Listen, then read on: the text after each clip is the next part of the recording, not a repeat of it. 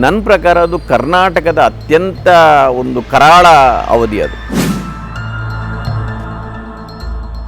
ಅದರ ಮೊದಲು ಅದು ಅಬ್ಕಾರಿ ಲಾಬಿಯನ್ನು ಮುರಿದವರು ವೀರೇಂದ್ರ ಪಾಟೀಲರು. ಈ ಬಂಗಾರಪ್ಪನವರ ವಿರುದ್ಧ ಕೂಡ ಇಂಥ ಆರೋಪಗಳು ಭಾಳ ಮುಖ್ಯವಾಗಿ ಕ್ಲಾಸಿಕ್ ಕಂಪ್ಯೂಟರ್ ಹಗರಣಗಳು ಬೆಳಕಿಗೆ ಬಂತು. ಒಂದು ಹೈಕಮಾಂಡ್ನ ಎಲ್ಲ ಮಾತುಗಳನ್ನು ಕೇಳ್ತಾ ಇರಲಿಲ್ಲ ಅವರು. ಯಾಕೆಂದರೆ ನೀವು ಒಂದು ಕಾಲದಲ್ಲಿ ಕರ್ನಾಟಕದಲ್ಲಿ ಅಬ್ಕಾರಿ ಲಾಬಿ ರಾಜಕೀಯವನ್ನು ಒಂದು ನಿಯಂತ್ರಣ ಮಾಡ್ತಾ ಇತ್ತು ಅಂತ ಒಂದಿತ್ತು ಅಬ್ಕಾರಿ ಲಾಬಿ. ಅದರ ಮೊದಲು ಅದು ಅಬ್ಕಾರಿ ಲಾಬಿಯನ್ನು ಮುರಿದವರು ವೀರೇಂದ್ರ ಪಾಟೀಲರು. ಕೋಡೇಸನ್ನು ನೇರವಾಗಿ ಅವರು ಎದುರಾಕೊಳ್ತಾರೆ. ರಾಜಶೇಖರ ಮೂರ್ತಿ ಆಗ ಹಣಕಾಸು ಸಚಿವರವರು. ಸೊ ಈ ಪ್ರಕರಣಗಳು ನಡೆದಿರುತ್ತೆ. ಆದರೆ ಅವರು ಅನ್ಸರಮನಸ್ಸಾಗಿ ಅವರನ್ನು ರಾಜೀವ್ ಗಾಂಧಿ ತೆಗಿತಾರೆ. ಅದರ ನಂತರ ನಮ್ಮ ಬಂಗಾರಪ್ಪನವರು ಬರ್ತಾರೆ. ಇದಕ್ಕಿಂತ ಮೊದಲು ನೀವು ರಾಮಕೃಷ್ಣ ಹೆಗಡೆ ಕಾಲದ ನಂತರದೊಂದು ನೋಡಿದರೆ ರಾಮಕೃಷ್ಣ ಹೆಗಡೆ ನಂತರ ಮೊಯ್ಲಿ ಬರ್ತಾರೆ. ಮೊಯ್ಲಿ ನಂತರ ಗುಂಡೂರಾವ್ ಬಂದಾಗ ಇದು ಮತ್ತೆ ಕೆಲವು ಪ್ರಕರಣಗಳು ಈ ರೀತಿ ಬಯಲಿಗೆ ಬಂದದ್ದು ಇದೆ. ಅದು ಒಂದು ಪಾರ್ಟ್. ಈ ಬಂಗಾರಪ್ಪನವರ ವಿರುದ್ಧ ಕೂಡ ಇಂಥ ಆರೋಪಗಳು ಭಾಳ ಮುಖ್ಯವಾಗಿ ಕ್ಲಾಸಿಕ್ ಕಂಪ್ಯೂಟರ್ ಹಗರಣಗಳು ಬೆಳಕಿಗೆ ಬಂತು. ಅದರ ನಂತರ ಆಗ ನರಸಿಂಹರಾವ್ ಅವರು ಪ್ರಧಾನಮಂತ್ರಿಯಾಗಿದ್ದರು. ಈ ಆರೋಪಗಳು ಮತ್ತು ಬೇರೆ ಬೇರೆ ಕಾರಣಕ್ಕಾಗಿ ಒಂದು ಕ್ಲಾಸಿಕ್ ಕಂಪ್ಯೂಟರ್ ಹಗರಣದಿಂದಾಗಿ ಅವರು ರಾಜೀನಾಮೆ ಕೊಟ್ಟಿದ್ದಾರೆ ಅಂತ ಹೇಳಲಿಕ್ಕಾಗೋದಿಲ್ಲ.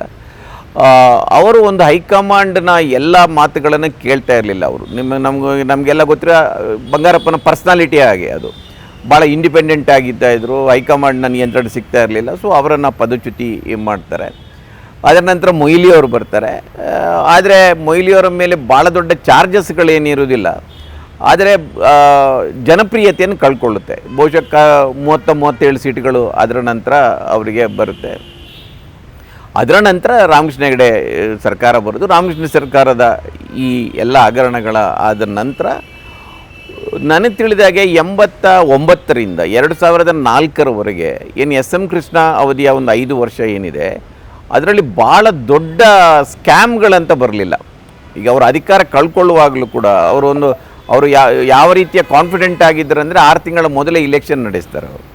ಆಗ ಒಂದು IT ಸೆಕ್ಟರ್ನ ಒಂದು ಬೂಮ್ ಆಗಿರುತ್ತೆ. ಸೊ ಈ ಎಲ್ಲ ಕಾರಣದಿಂದಾಗಿ ಆಗ ಭಾಳ ದೊಡ್ಡ ಮಟ್ಟದ ಆ್ಯಂಟಿ ಇನ್ಕಂಬೆನ್ಸಿ ಇದೆ ಅಂತ ನಮಗೆ ಹೊರನೋಟಕ್ಕೆ ಕಾಣ್ತಾ ಇರಲಿಲ್ಲ. ಭ್ರಷ್ಟಾಚಾರದ ಹಗರಣಗಳು ಕೂಡ ಆಗ ಭಾಳ ಎಕ್ಸ್ಪೋಸ್ ಆಗಿರಲಿಲ್ಲ.